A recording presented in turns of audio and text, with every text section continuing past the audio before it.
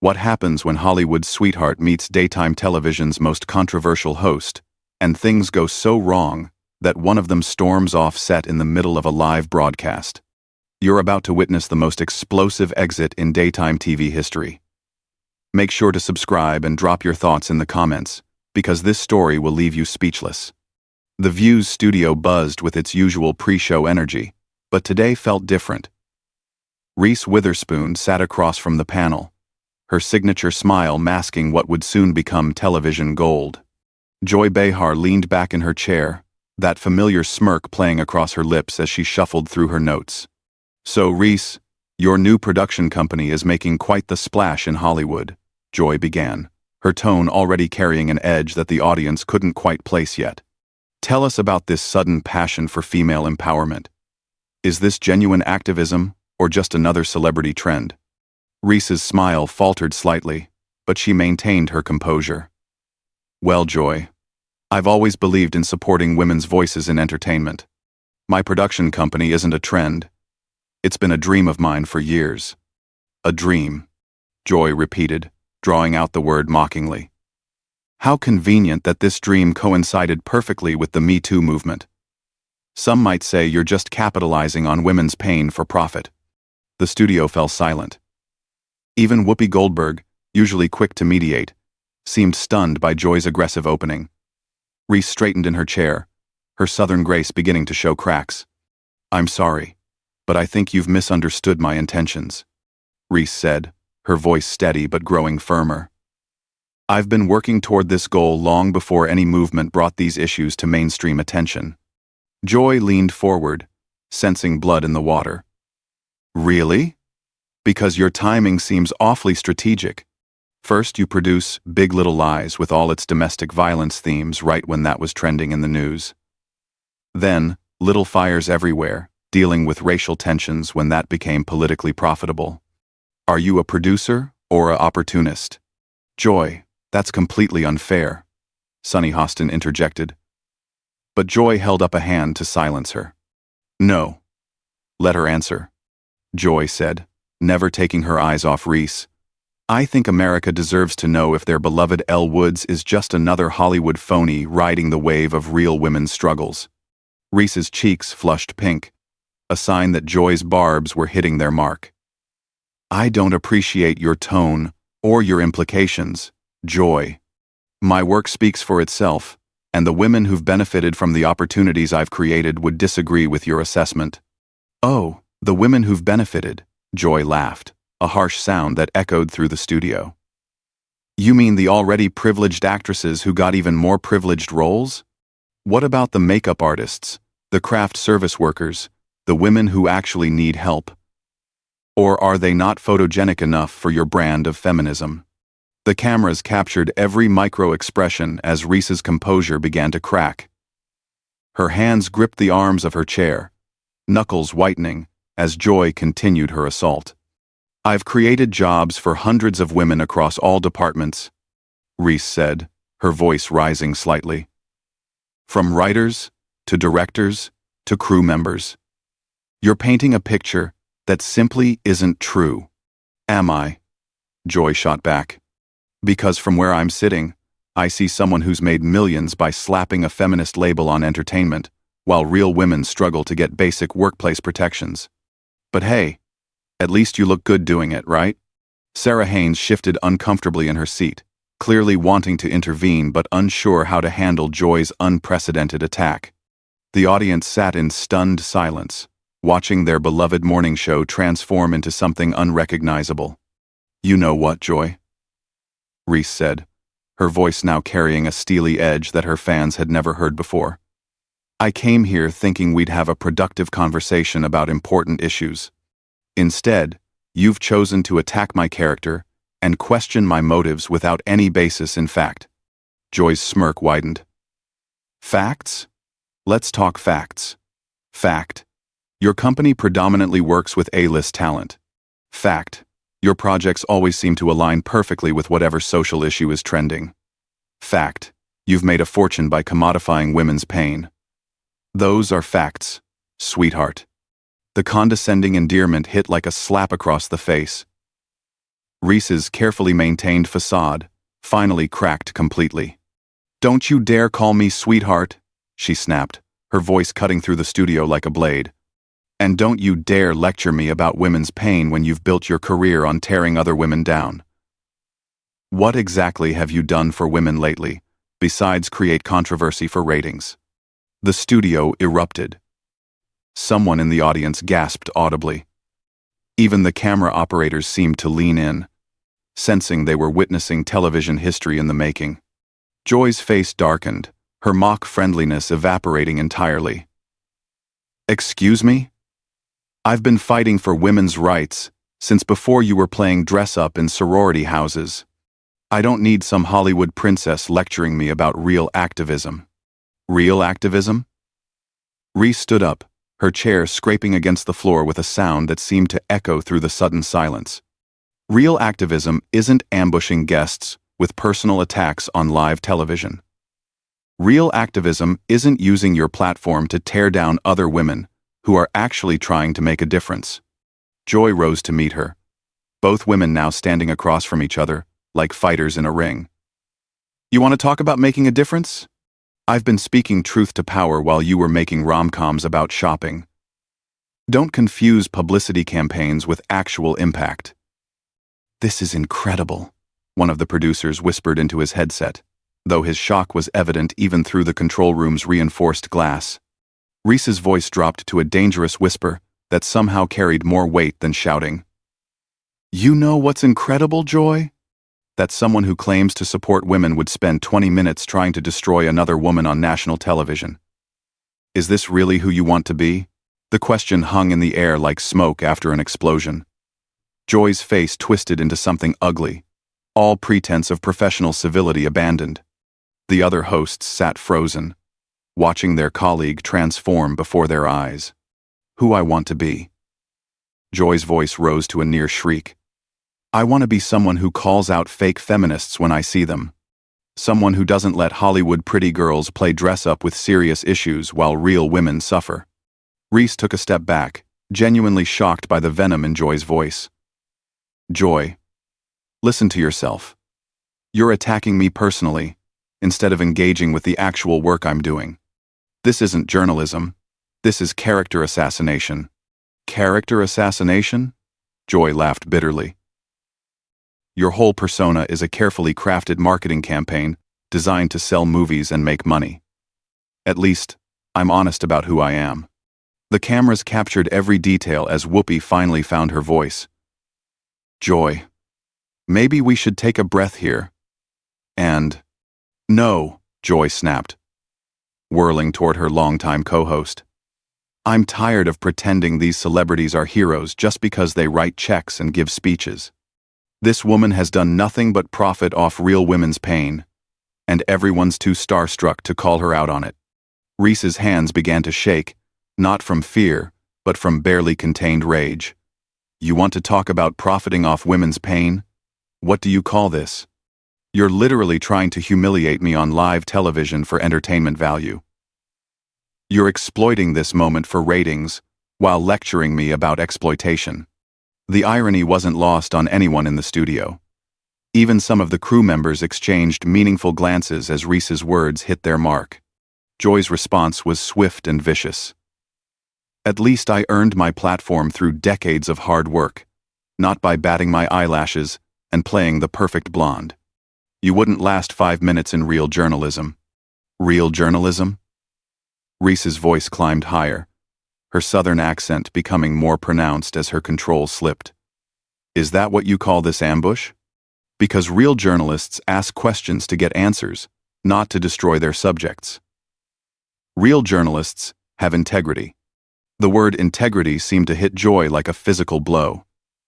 Her face went red, and when she spoke again, her voice was dangerously quiet. "Don't you dare question my integrity. I've been fighting battles you can't even imagine while you were playing make-believe for money. I've taken stands that cost me opportunities, relationships, security. Everything." Reese shot back without hesitation. "I've sacrificed privacy, normalcy, the ability to fail without it being public spectacle. I've had my every decision scrutinized, my motives questioned, my intelligence insulted. And apparently, I've sacrificed the right to use my platform for good without being attacked by someone who should understand the challenges women face in public life. The studio was dead silent except for the hum of the cameras. Even the audience seemed to be holding their breath, sensing they were witnessing something that would be replayed and analyzed for years to come. Joy's expression shifted, becoming almost predatory. "Oh, poor little rich girl. You've had to deal with criticism while making millions. My heart bleeds for you.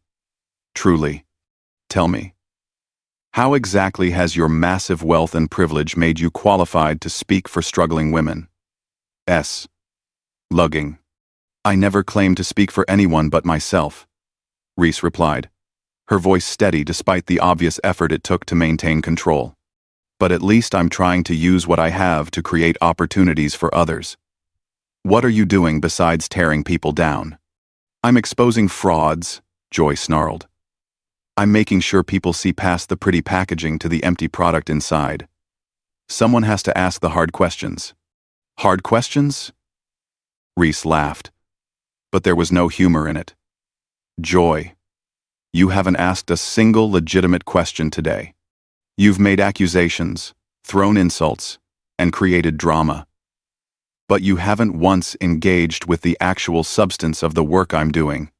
Ana Navarro tried to interject. "Maybe we could focus on specific projects and—" "Stay out of this," Joy snapped, her focus never leaving Reese. "This is between me and Miss Perfect here." The dismissal of her colleague was so rude that even some audience members audibly gasped. Reese seized on the moment. "There it is," she said, pointing at Joy. "You just dismissed another woman's voice because it didn't serve your narrative. You talk about supporting women while silencing the ones sitting right next to you. How is that different from what you're accusing me of?" "Indu. 9. Joy's jaw clenched so hard her teeth were visible. "Because I've earned the right to speak. I've paid my dues. You've become exactly what you claim to fight against," Reese interrupted, her voice cutting through Joy's response like a knife. "You're using your power to bully and intimidate. You're silencing voices that don't agree with you. You're putting entertainment value above truth and dignity." The words hung in the air like an indictment. Joy's face went through a series of expressions. Shock, rage, something that might have been recognition, before settling into cold fury. "How dare you?" she whispered, then louder. "How dare you come into my house and lecture me about feminism and power? You don't know anything about real struggle, real sacrifice, real activism? You're a pretender, a tourist in the world of social justice." Reese's composure finally cracked completely. "Your house?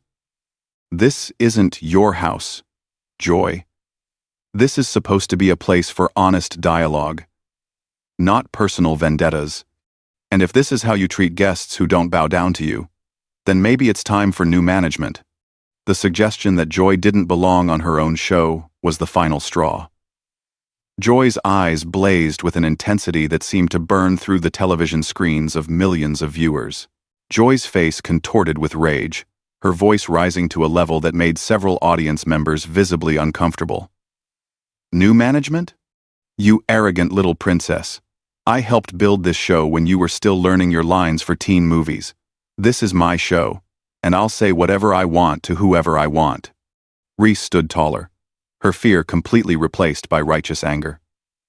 "No, Joy. This isn't your show. This belongs to the viewers who trust you to conduct honest interviews, not public executions.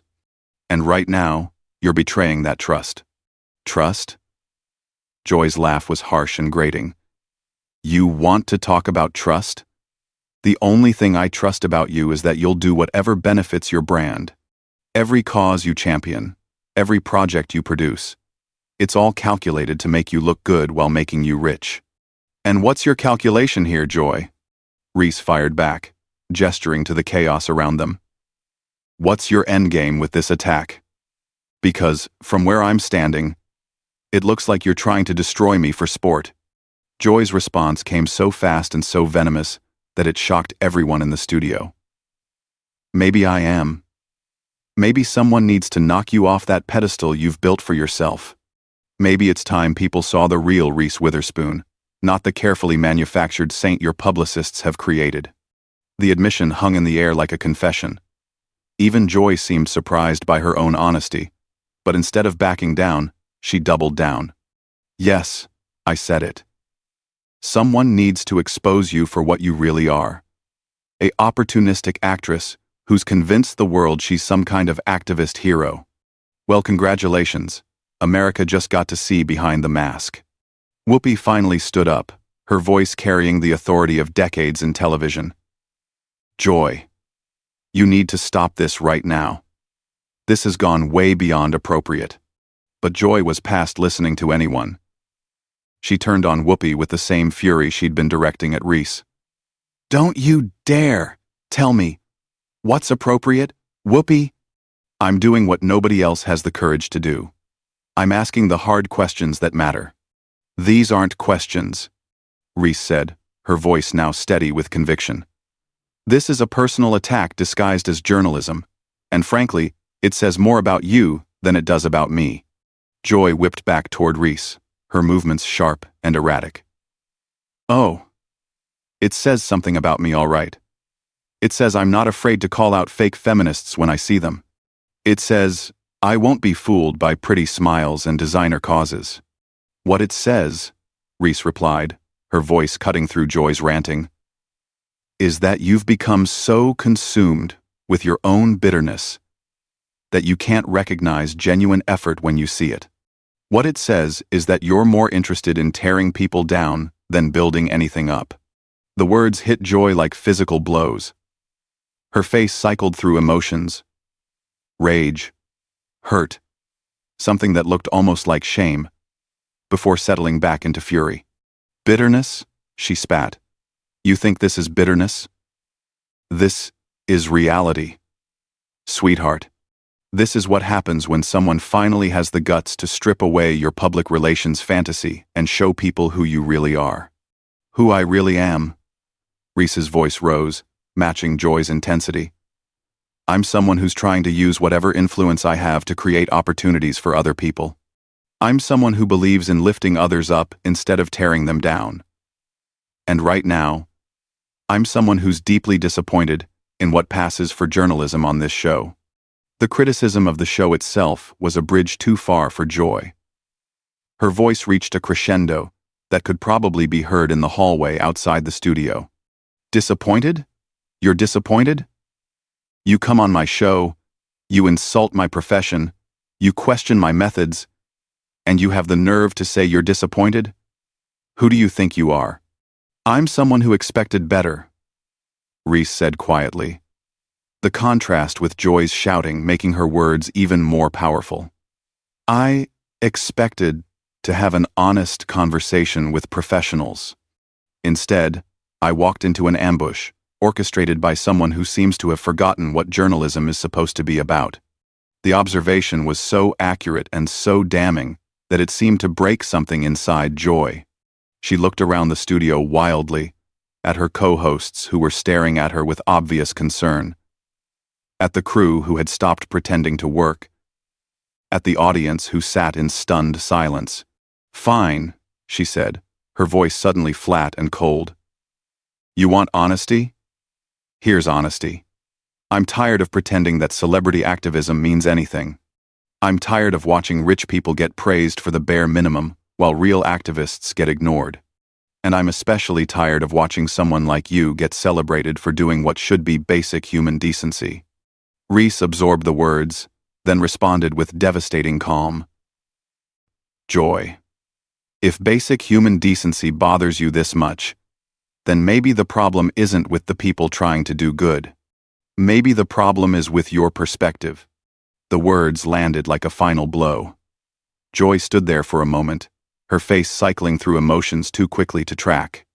Then, without warning, She ripped off her microphone with such violence that the feedback screamed through the studio speakers.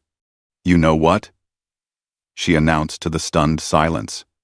"I don't have to sit here and listen to this. I don't have to pretend that this vapid celebrity culture warrior deserves respect. And I don't have to participate in this charade anymore." She threw the microphone down on the table where it landed with a crash that seemed to echo forever in the sudden quiet. "Joy, please," Sunny tried, but Joy was already moving toward the exit. "No," Joy snapped, not even turning around. "I'm done. I'm done with this show. I'm done with fake feminism.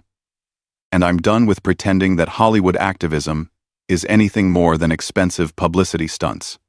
The studio doors slammed behind her with such force that the sound reverberated through the space like a gunshot.